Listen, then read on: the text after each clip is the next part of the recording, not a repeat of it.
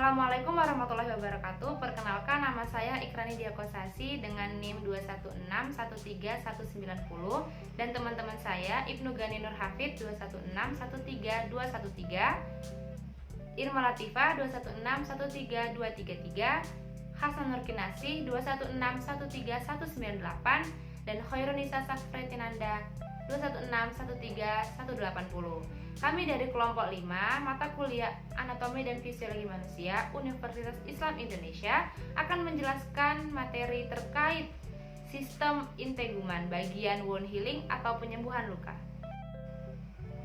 Sebelum memasuki bagian wound healing atau penyembuhan luka, perlu diketahui bahwa sistem integumen ini merupakan sistem organ yang membedakan, memisahkan, dan menginformasikan kita dari lingkungan sekitar.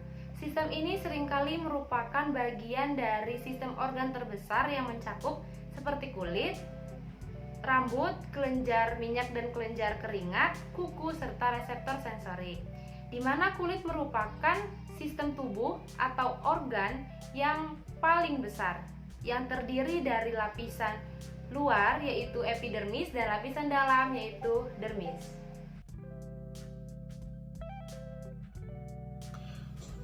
Luka adalah rusak atau hilangnya jaringan tubuh yang disebabkan oleh beberapa faktor dan menyebabkan terganggunya sistem imunitas tubuh. Beberapa faktor tersebut antara lain trauma, sengatan listrik, gigitan hewan, zat kimia, perubahan suhu, dan ledakan.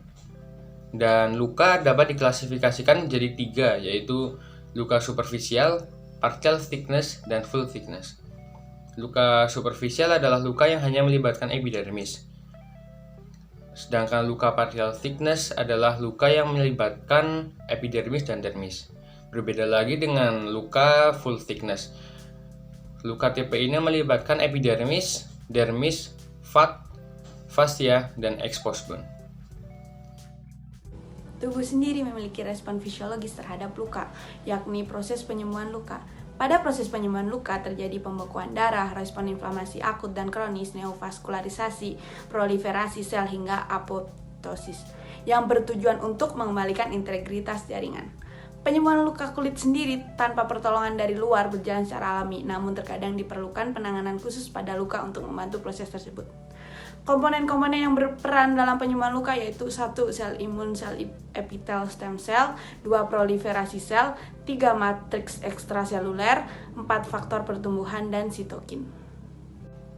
Proses fisiologis yang kompleks dari penyembuhan luka dapat dipengaruhi oleh beberapa faktor, diantaranya kontaminasi bakteri atau benda asing, kekebalan tubuh yang lemah, gangguan koagulasi, obat-obatan penekan sistem imun, paparan radiasi, suplai darah, dan usia pasien. Pada seseorang yang mengalami kecelakaan, biasanya terdapat goresan atau luka pada kulitnya. Nah, bagaimana sih proses penyembuhan luka tersebut? Proses penyembuhan luka sendiri terdiri atas 3 fase, yaitu fase awal, fase intermediate, dan fase lanjut. Fase awal ini terjadi homeostasis dan inflamasi. Terjadi homeostasis ketika pembuluh darah yang terputus pada luka ini akan dihentikan dengan adanya reaksi vasokonstriksi. Reaksi vasokonstriksi ini bertujuan untuk memulihkan aliran darah. Sedangkan terjadi inflamasi untuk membuang jaringan-jaringan yang rusak dan mencegah adanya infeksi bakteri. Perlu diketahui, reaksi inflamasi sendiri adalah respon fisiologis normal tubuh dalam mengatasi luka yang ditandai oleh rubor atau kemerahan, tumor atau pembekakan, calor atau hangat, dan dolor atau nyeri. Reaksi ini bertujuan untuk membunuh bakteri yang mengkontaminasi luka sehingga tidak terjadi infeksi bakteri. Pada luka yang menembus epidermis akan merusak pembuluh darah yang ada di dalamnya sehingga terjadi pendarahan. Berbeda pada luka yang hanya tergores pada lapisan epidermis, dia tidak mengalami pendarahan karena pada lapisan epidermis tidak terdapat pembuluh darah. Sedangkan pada suatu luka yang menembus epidermis, yaitu masuk ke dalam lapisan dermis, akan mengalami pendarahan karena banyaknya pembuluh darah yang terputus. Cara mengatasinya yaitu dengan proses homeostasis. Proses ini memerlukan peranan dari platelet dan fibrin untuk mengaktifasi protombokinase. Kemudian fase yang kedua yaitu fase intermediat.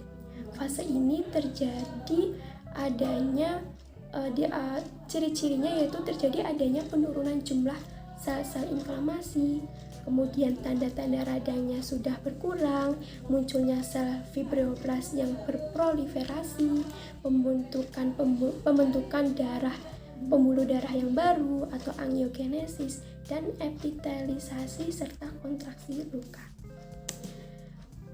Kemudian yang ketiga ada fase lanjut. Fase lanjut ini biasa disebut dengan fase remodeling atau pembentukan luka. Fase ini merupakan fase terlama dalam proses penyembuhan luka. Fase ini terjadi sekitar hari ke-21 sampai 1 tahun. Selain mekanisme proses penyembuhan luka dari dalam tubuh, terdapat juga penanganan luka dari luar yang bisa dilakukan oleh para ahli, misalkan oleh dokter, oleh perawat, ataupun sebagainya, di mana penanganan luka ini bertujuan untuk membantu proses penyembuhan luka dari dalam tubuh bisa berjalan secara efektif. Terbagi menjadi 3. Yang pertama ada penyembuhan luka primer, penyembuhan luka sekunder, dan penyembuhan primer tertunda. Yang pertama ada penyembuhan luka primer. Dilakukan apabila luka sudah bersih dari benda asing, tidak terkontaminasi oleh bakteri, dan pendarahannya juga sudah berhenti. Yang kedua ada penyembuhan luka sekunder, yaitu pada kondisi di mana luka terkontaminasi berat ataupun luka-luka kecil yang luka ini dibiarkan sembuh sendiri. Jadi proses penyembuhannya berjalan secara alamiah. Dan yang terakhir adalah penyembuhan primer tertunda, di mana dilakukan dulu manajemen awal luka, yaitu dibersihkan dulu lukanya dari benda asing ataupun dari bakteri dan sebagainya. Dan setelah dipastikan benar-benar bersih, baru dilakukan penutupan luka dengan jahitan ataupun sarana yang lainnya. Sekian pembahasan terkait materi sistem integumen bagian wound healing dari kelompok 5. Assalamualaikum warahmatullahi wabarakatuh.